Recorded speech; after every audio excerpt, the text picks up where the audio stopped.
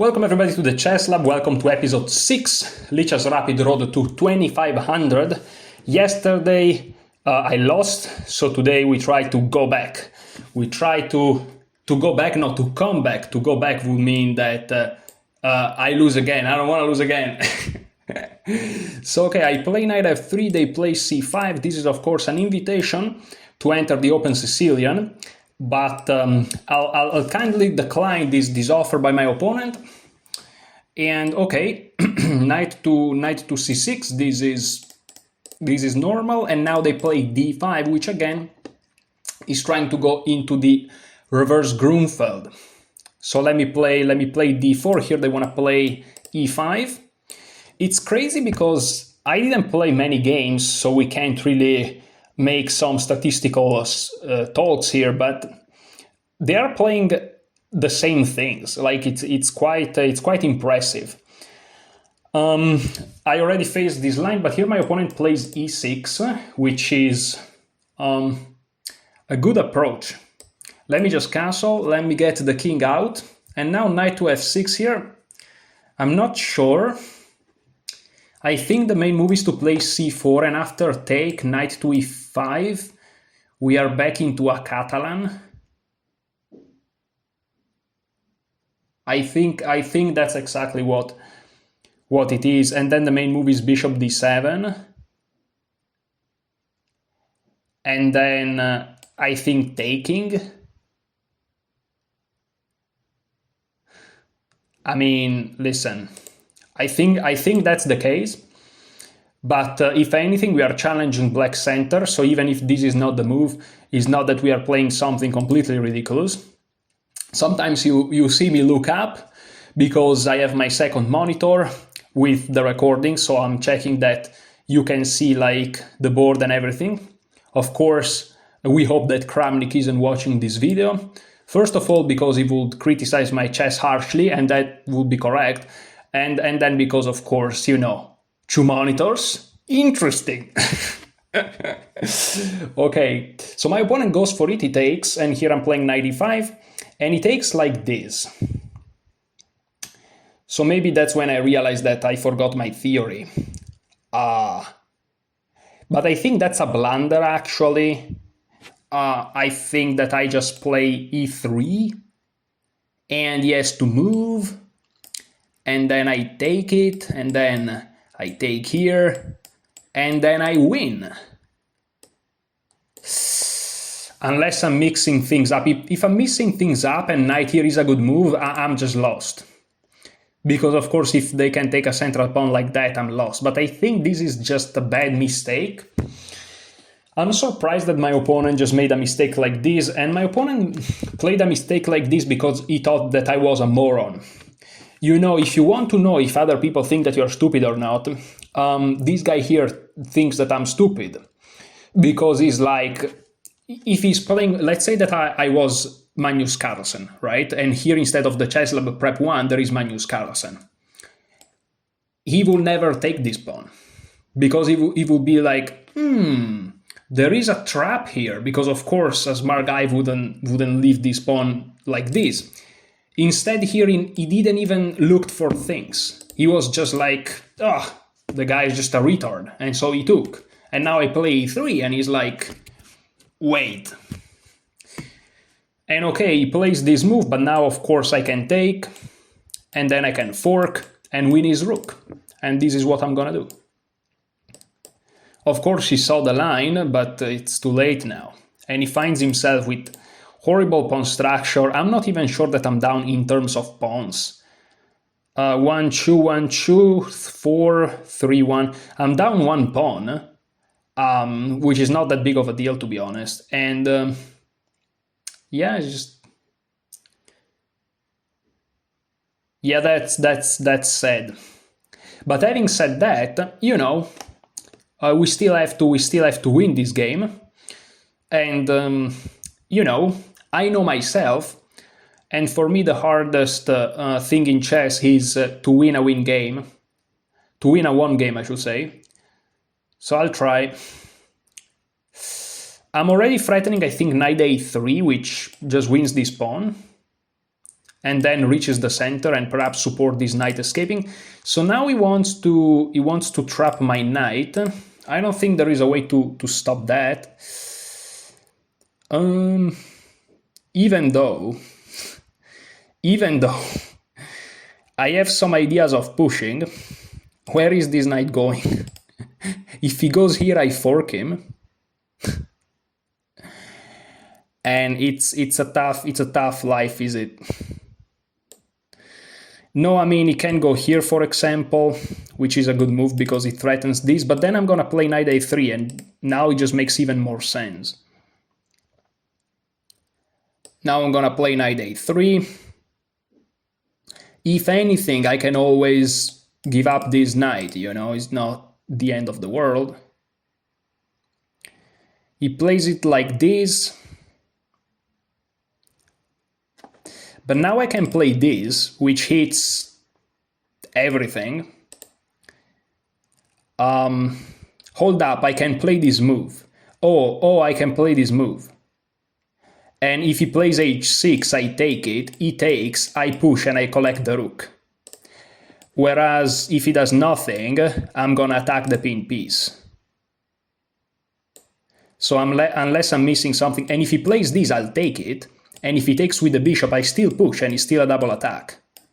And to be honest, quite frankly, who cares about g6? I mean, who cares about the knight? I can always give it up for g6. And now knight c2, and this is important to notice, doesn't win my rook. Okay, he shuts it down, which is a good move, I guess. So that's annoying. But I think I can play f4 now.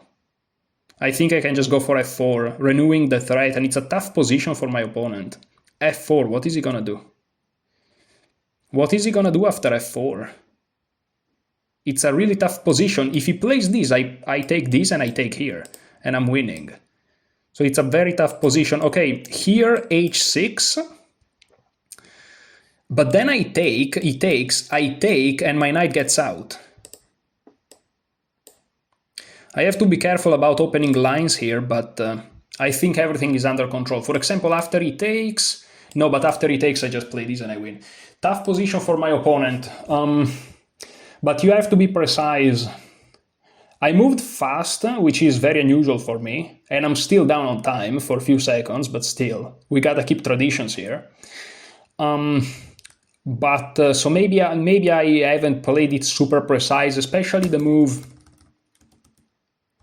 Maybe e4 wasn't accurate, but I think it was actually, because that pawn on e4 is so annoying. It caused many issues, and I think b5 was wrong, but on the other hand, if you don't play b5, what do? Your pawn's hanging, and then these dark squares are important. Together with the bishop, I can cause issues, you know? So, yeah, and now my opponent is facing some practical issues, because now I have an active threat, which is to take, f takes e5, right? Because in this moment, I am up a full rook. I'm up a full rook, guys. If he takes back the knight, then I'm just up an exchange, which is still winning. So even if he gets the knight, I'm still winning. But here the problem is I'm threatening, again, to not give him this luxury, which, of course, will be quite tragic. And he can't even play king f7. First of all, it's illegal. But even if he could, this open up this line. And I'm also going to attack his king very soon. And if he pushes, hitting the knight, after I take, I always, if bishop a6, I always have b3, if anything. So this doesn't really work. But, you know, after he pushes my knight away, I can even consider going here, here, and here, by the way. No, okay, after b4, then I can only take, because going here, it's impossible. Okay. I can also consider, by the way, to just take and push these pawns and win the game and just leave this knight. But my point that I'm trying to get to, if I allow myself, after b4, knight c2 doesn't come with winning the rook anymore because the rook is open now. You know, those pieces moved out, and so the rook can't be trapped. And this check, I'm checking it, but I don't think it works. Yes, but this simply allows me to take, and the knight is pinned, and unless I'm missing something absolutely monumental, this is just completely winning, bro. Like, if he plays this, I take, and it's a fork, and I'm gonna win his knight. So now I'm officially gonna be up a rook no matter what. And this is gonna come with tempo. Yeah, I think it's objectively resignable, but I think my opponent just didn't want to resign at least too early, but I think that now it's just over. You can't even even rook b8 makes no much sense. Rook b8 makes no sense, but nothing made sense probably. It's just over. Easy games. Sometimes you have these easy games and you have to take them, because this game is going to allow me to surpass 2100 again, which is great. And you have to take those games. Okay, so he plays bishop to g4. Now, what's the most effective way to finish this off? Well, my instinct tells me to just take here, obviously. With check, he's gonna move somewhere like here, for example. And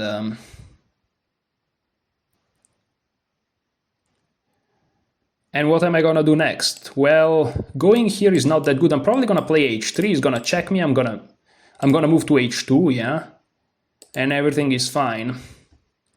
I could take with the bishop with check, but after he goes here, I don't see the improvement. So let me take like this. I can also, attack. Whoa, dude, what? Are you serious, man? Come on, dude, really? I mean, this is almost checkmate now. And then I can even advance. You know what? I can advance this pawn immediately. And I want to check him and then forcing on the dark squares. If I play this move, what is he gonna do? Check, I just move. I'm not afraid of one check, sir. Yeah, let's do it. Because knight here, I can just take with the bishop. I can also take with the rook and he's still winning because everything wins now. And he plays this. This may be checkmate. Oh, I don't have this because the knight controls it. Okay, I kind of missed this idea, I'm not gonna lie. I can play this though, and now he goes here, and then I have bishop h3. And where does he go? If he goes here, I have check, which is quite crazy. Okay. I can also just go here and ask him what he plans to do. Yeah, I don't have to rush, I can just chill. Oh, but now he defends this pawn, so this is a threat. Huh, interesting. But I can always go here. But after he takes, he attacks my rook. Okay, interesting. Very interesting. Oh, but and I can't even, because I had this idea to go here. And if he takes, of course, I take here. However, if I go here and he takes like this, I can take here, he takes, and then I check. But the problem is that my king gets hit first, so that's interesting. I'm sure there are 3,000 ways to win. One way, for example, is to play this very sneaky bishop h3, which I just realized threatened checkmate in one. I think I'm gonna do it. I think I'm just gonna do it. Why not? I can also play this. And if he does nothing, I'm gonna checkmate him. And if he takes, I take while pinning. I think I'm gonna do this. This is even stronger. Whoa, this is even stronger. I'm threatening checkmate, right? Yeah, let's be sure about that. Okay, I'm threatening checkmate in one, which is something that I should have probably done immediately. Yeah, after this move. No, but the bishop wasn't hit, so if I do this, he just takes. Oh, but then I have this and he's winning. Yeah, but see, everything is winning. Rook f2 may unironically be the most precise, and here I'm threatening checkmate, so he can't just take my knight. And at the same time, if he takes here again, I take his bishop, he takes my knight, I take here with check, and it's over. I'm probably not gonna do that, actually.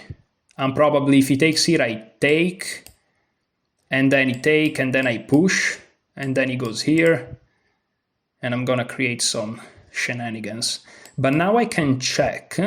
He goes here, and this is checkmate is not, because he can go here. But then I promote to a queen, he has to take, and then I do this, and then he takes here, and then I take here. I think this is completely winning. I feel like. No? I think so. Let me see if there is a forced checkmate here. So check here. Yeah, I think I'm just gonna check him. He goes here. I'm gonna promote and take, and it's winning like that. So no checkmate, that's sad. It's sad that there are no checkmates. But sometimes you just have to win the game like this. Really sad, really tragic. But yeah. Maybe he doesn't realize. I think that he resigned. We win, let's go. But I think he resigned because after king f8, bishop h6, he thought he was checkmate. I don't think he realized that he could go back. I don't think this is the kind of guy that resigns, you know what I mean? I mean, look at this position. But okay, GG's. GG's. 16 minutes of game. Okay, we are kind of in time. And I made one inaccuracy, 96% of accuracy, which... Great, that's great, okay. I'm back at playing decent chess, even though that was winning immediately, so it doesn't really matter much. And this is surprising. Yeah, this is exactly the Catalan line I was talking about. This is like... Let's look at the number of games. So... Okay, it doesn't really matter much. Interesting. But I'm pretty sure, yeah, this is the Catalan line. Now, funnily enough, from the black side, this line is actually my main repertoire, except I will play bishop d7 here, which I think is the main move, yeah, is the best move. If we open the engine, bishop d7, and it's 0-0. So my repertoire, you know, is decent from the black side. And of course, I know the line on and on and on and on from both white side and black side. I actually, in both courses that I have, they stop before. I analyze even further to make sure that the combination, the collusion of my two repertoires is really solid from both sides. Okay, he took, but this is just a blunder because I just play e3, which I think is best here. Yeah, e3. If you play other things, it's not that great, but e3 just... Even if you play other things, actually, since the structure is bad, my bishop is open, my knight is active, like I see the engine saying that knight a3 is equal, knight c3 is equal, so even normal developing moves are equal. But of course I knew this, so e3, and I'm surprised that this happened. But this shows you that this opening can be tricky even at this level. I'm really surprised. I thought that above 2000, because let me tell you like the story, right? I have this course, Nate Solon course, One Knight F3, which I'm basing this speedrun, well, it's not a speedrun, this road to 2500 on. And in this repertoire, he says, if they take knight takes d4, you just go e3 and you win. And the line goes, the knight goes back, and here I play bishop takes, and here, and here, and here, and here, and this wins. Because, well, triple pawns is not nice, but also you're gonna win the rook, and again, it's not super clear whether or not they're gonna be able to get out. Sorry, to take your knight, right? It feels like they may. Why would you do that? Okay, the engine is weird, and this is +3. But after e3, knight f5 is even worse because of geometrical reasons. I can just keep my piece, and I think that I found the best way to do it. Yeah. So what I was saying is that sometimes I start to talk about something and then I lose myself, like almost all the time. But anyways, yeah. I mean, in Nate Solon's course, he shows this line, and I'm like, there is no way that it happens to me that I play above 2000 or even 2100 or even 2200. Rapid, there is no way. In rapid, 2100, there is no way it happens. But somehow it did. Somehow the guy just allowed it. And so here we are. I'm happy to see that e4 is clearly the best move. I had this intuition that if you just start pushing this guy, there is no way that they get your knight. Because this knight is trapped, because this king controls this square. So if you're able to do something here and win tempi, they're not gonna be able to untangle. It's not that I calculated, it's just that it made sense. I'm happy that I found this move very precise. And here knight d4, and here correct was indeed bishop to g5. Yeah, I was a little bit afraid of knight c2, but I guess that since we are already up a rook, if we win a piece, it doesn't matter, doesn't it? So bishop g5, but there is also, oh, h6, there is knight takes, what am I talking about? And if this, I'm so silly, what is wrong with me? Terrible.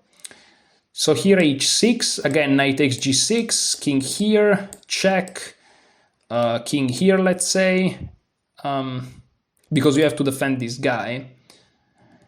And here, but you have to give up an exchange. Yeah, but we are already up a rook and material, so it doesn't matter.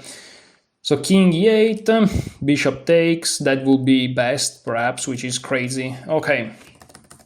And if after bishop g5 they go in, you don't care, you just win everything. Let's say that you take with the bishop. Yeah, and this knight actually is trapped. And after they get out, the material count is we are up a trillion of material. So yeah, my fears were unjustified. I should have just played bishop g5. What about bishop g2 though? Sorry, bishop g7. Oh, just e5, yeah. Yeah, they have to take because I'm threatening to fork, so they can't just go in. Yeah, true. Yeah, takes. And here I can just develop. Yeah. And I'm up a full rook because I saved my piece. And they have 2 pawns up, which are these 2 pawns, so, and they have weaknesses. Yeah, I don't know why I was afraid to allow knight c2. I guess I was in the mindset of just not allowing any counterplay, but it's still +4, so it's fine. Better would have been c3, and you just take and you're better, so okay. b5. Bishop g7 will be better. Bishop g5. And now they can just move, can they? Yeah, bishop, king f8. I missed the fact that once the bishop is on g7, there is this square. Okay, and here I have to give it up. But then I take here, which was the idea behind knight a3, aside from escaping from the trap. And that's just winning. That's just winning. Okay, so worst case scenario, it would have been winning like that. But my opponent played b5, a little bit too ambitious perhaps, and after bishop g5 is just over. There is no way to prevent this e5 move. If you play h6, well, now we find out about this move too. And yeah, it's just... the knight got out. And now we are up a full rook. And their king is exposed, it's over. So e5, and now I'm happy that I found the best move, f4. Very critical, but also not that difficult to find. Of course, they are like, okay, now you cannot push, but because the point is, here I'm not necessarily trying to push, all right? I just want to put a pawn on e5. Let's say you're playing a crazy house. If you could put a pawn here, you would be crashing. And so after e5, I still want to put a pawn there. And f4 threatens to put a pawn on that square. And that's simple as that. That was the very simple logic. And of course, you kind of check that it's not losing, but in this position, it's difficult to lose. Possible, but difficult. So rook b8 he tried, which does nothing, but there's nothing to do. So rook b8, I took. Bishop g4, I took. King e8. Here I just push, which is completely fine. Bishop e2. And here everything wins I see that rook f2 is a move. Bishop h3, taking control of this diagonal and threatening checkmate in one is best move, and e6 threatening checkmate in one is also best move. But okay, aside from that idea, rook f2 is okay. And after b4, I finally realized that there is the idea of checkmate. Now I was forced to find something. I kind of got lazy, right? You're up a full rook, you get lazy. But now that I saw that my knight can't move, I'm like, okay, I have to find something. And so I played e6, which threatens checkmate. And of course, knight takes is the best move according to the engine, but after rook takes e2, it's over. And what I calculated was that if you take, I just take. And this is just over. Like, what are we even talking about? And that's basically it. Actually, what I wanted to play after b takes is this move check, and after here check. That's what I wanted to play. Is it that bad? I guess it is. Yeah, I guess it's just silly. But see, everything wins. This is not possible, of course, because this has been everything wins, so it doesn't matter. But okay, after bishop to d6, I just play f7. It's not that I calculated that f7 is a forced mate. I thought that I was just up material, but okay, my opponent resigned. I wonder how is it forced mate? King f8? Oh, that's beautiful. Oh, e7 anyways. What I would have done was this, and after king e7 I would have promoted, takes, okay. And here I would have just captured. And that's just it. And if they take, perhaps I would have taken here. Yeah. But okay, you can also take here and you're winning. But I would have probably taken here, and after this I would have probably just moved. Is it that bad? Because I'm threatening too many things. Yeah, it is just completely winning.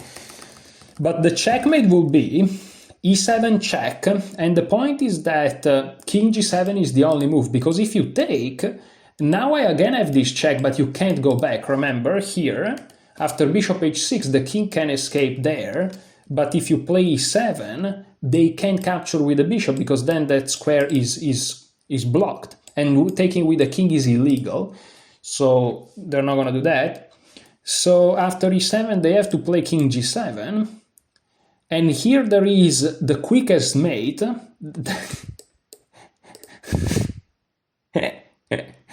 Okay, check with the knight is the quickest checkmate. And here basically the point is that you are controlling this square. So if the king takes, well, bishop f6 is checkmate in one, so that's convenient. But also promoting to a rook or to a queen is checkmate after take, because the king can't get out because of this knight, which is very funny. If you go back here, well, that's not obvious. Bishop h6, king e7, oh, and then you promote to anything and it's gonna be checkmate. For example, here,